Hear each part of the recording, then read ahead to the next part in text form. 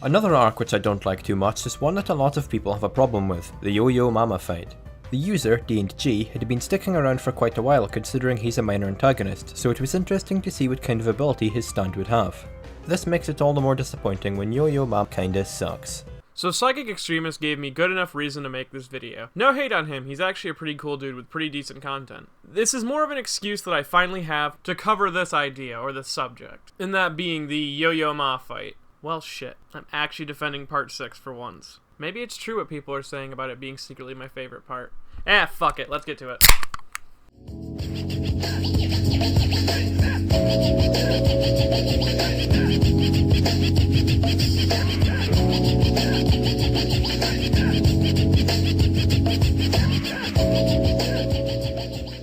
Yo-Yo Ma is a stand fight, in the loosest term of the word fight, that I see a lot of people seem to hate, but I really don't see why. Not only is it a well-made arc in itself, but it completely follows the idea Araki had for the stand in writing it.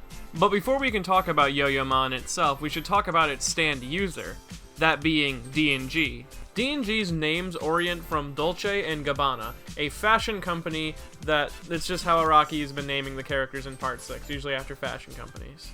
And before he was a prisoner at Green Dolphin, D&G used to be an ex-cop, which was an avid believer in Nostradamus and his ideas of the coming end of the world, which is almost foreshadowing of Poochie's Made in Heaven.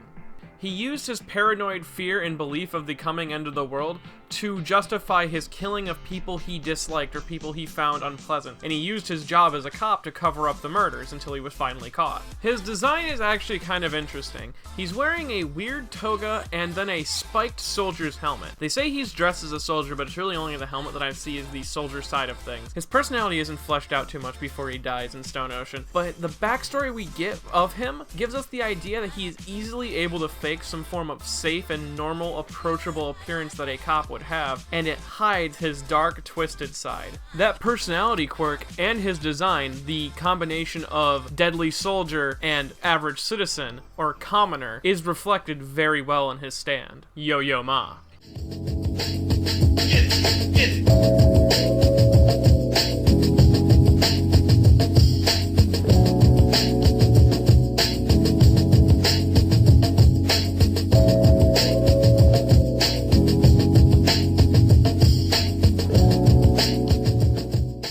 Yo-Yo Ma on the surface is a weirdly helpful but very annoying weird green corn person. He appears to constantly eat and fix complicated tasks for our heroes, and comes off as a general non-threat. His design is based off of various Grimm's Fairy Tales fairies, with a very weirdly whimsical yet very creepy aesthetic. He mirrors the appearance of D&G with his very commoner design with the overalls that are like rubbery that give the impression of dealing in swampy, muddy water, and the spike out the top of his head just like his stand user. His incredibly simple, yet somehow surprisingly complex design tells you everything you need to know about the stand before the fight even begins. Yo-Yo Ma is a helpful face with a dark, twisted manipulator side to him. And the only ability to his name, besides his obvious super durability, is he is able to produce a powerful acid capable of destroying human flesh on contact without causing bleeding or leaving any form of a scar. This also affects only humans, as we see it injected into other creatures or objects during the fight. Araki himself wrote that this stand is based off of the essence of horror, where you think, I can't look away. And this whole arc follows true to those ideas.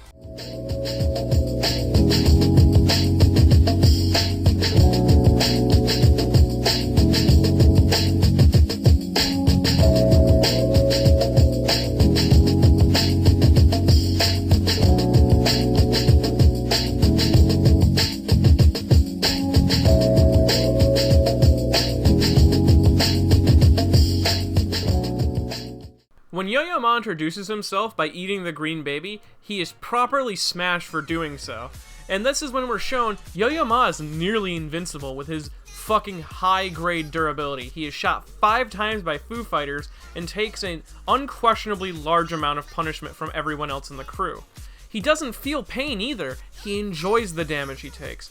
Honestly, he tries to dive into his stomach to fetch the green baby, but he only finds a near bottomless pit inside of there with a horrible stench. So Diver Down can't retrieve anything from his stomach, then that means nothing can. And before he sets up Jolene and Anasui with a boat, he completely dissolves the jaw of Foo Fighters without anyone noticing. In a blink of the eye, Foo Fighters doesn't even realize it has happened until it's already over. Then on the boat, we realize that not only has Yo-Yo Ma set up the perfect arena for his fight, but he makes mention of things that he's going to be using later, like when he drools down and captures all of the mosquitoes around him, or asks if Jolene or Anasui wants a thing of water and says that, though, but don't worry, the water here is undrinkable. This might be a subtle hint to the reader to watch for water, or watch at the water, because he is slowly drooling off the side into the water. Speaking of drooling off in the water, Yo-Yo Ma hatches multiple plans to defeat Anasui and Jolene quietly as they travel. They can't leave without him because he has the green child inside of him, and they can't trust him either because he's an enemy stand.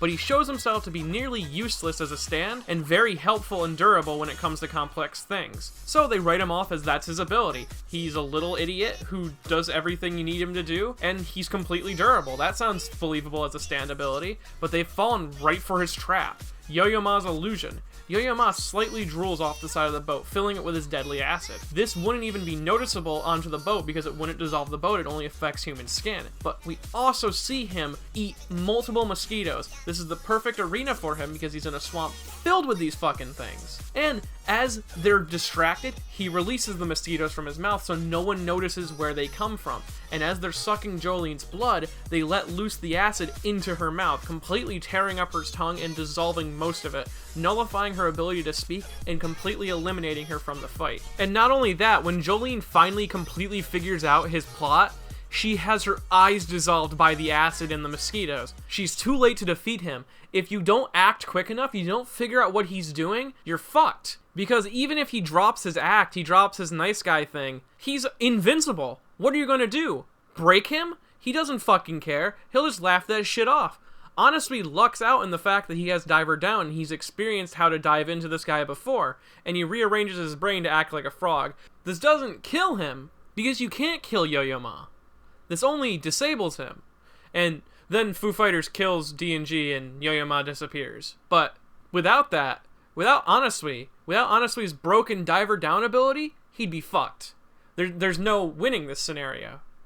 Yo-Yo Ma is one of the best assassin stands. Not only does it act on its own accord and you can just let it loose because it has an infinite range, you don't have to worry about it destroying shit. It'll dissolve it. Yo-Yo Ma's encounter isn't a traditional JoJo fight, but it made me enjoy Part 6 more than any of the traditional ones before that.